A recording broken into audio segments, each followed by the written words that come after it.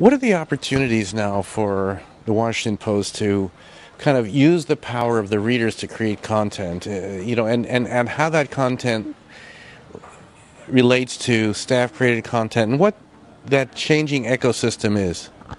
Yeah, it's a great question. So, historically, content 100% originated, edited, maintained by the Washington Post newsroom. And for many reasons, that's really not the best way to go forward.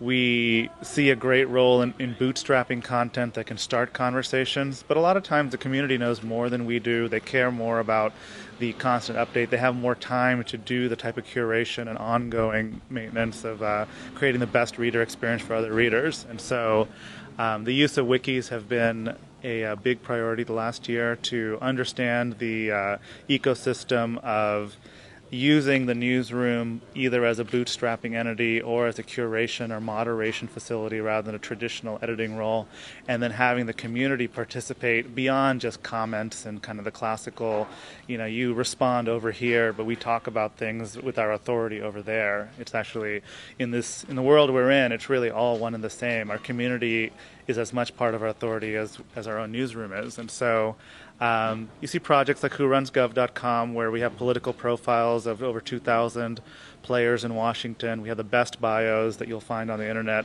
of who's who in Washington, D.C. and within the government. And the community is making edits. They're suggesting new profiles to be created.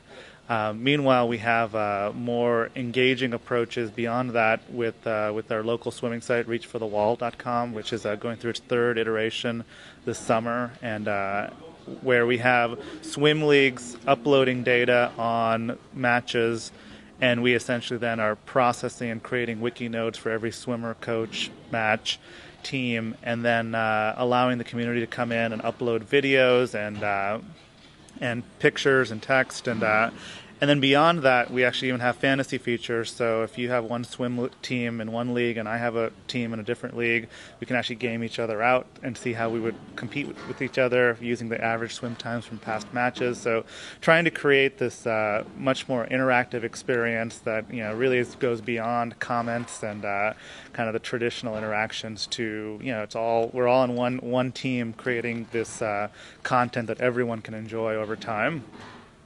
So where might this go in a couple of years? Is it sort of an experiment? Is it a rollout? Sort of what's the strategy at this point? It's the strategy for us is we're focused around being for and about Washington at the Washington Post, and for those who are coming in from a national line, it's about being the best resource for politics. Well, our readers know so much about politics that we have to create more and more mechanisms to allow them to share their knowledge and supplement it to what we're doing. And sometimes that's informing us on the topics we should research. For instance, in the local community, we have a project called Story Lab, where we actually put out to the community, here's 4 different ideas we're working on. What do you guys think? And then we actually have the community play the role of our coverage editors, suggesting what topics the reporters should chase. So that's one example. Another is this type of curated content and making it fresh. So traditionally you'd have kind of yellow pages style content where you print it out and that's how it is in static. Obviously in today's world that just doesn't meet the expectations that readers have, and so using a wiki platform allows us to create more lively, updated, relevant content that's going through many more passes of quality, and then you're going to see, I think, beyond that, us being able to develop reputation, allowing our users to not only contribute but be rewarded for those contributions.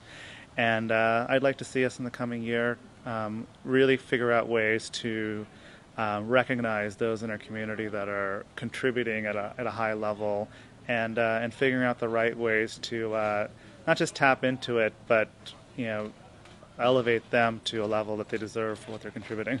It's for their reputation. It's not a pay scenario.